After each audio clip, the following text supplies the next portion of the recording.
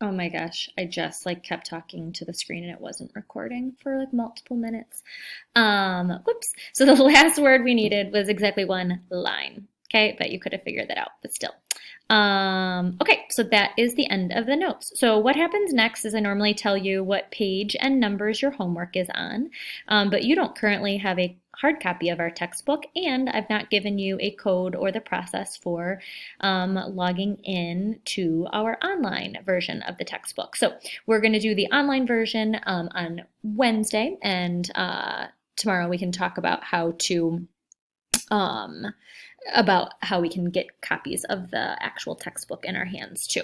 So what I've done is I have screenshot the homework problems that I need you to pictures of the pages for you to do, but be careful because you don't need to do every number in that picture. Okay, so it tells you what numbers to do and then it links to a picture. But yeah, only do the problems that I asked you to do.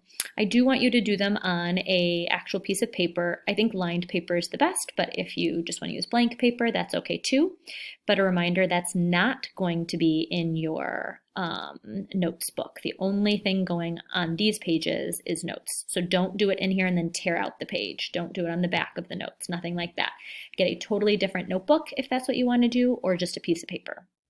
Okay, you will be taking a picture of your homework and uploading it to Google Classroom, but I'm not going to have you do that till later. Okay, so for right now, your homework is just to do those problems and then have them ready to go.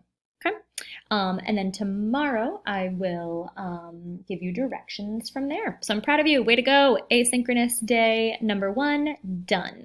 I promise not everything will be this boring, but we're just getting these basic facts out and we'll build from there. All right, have a good one. Bye.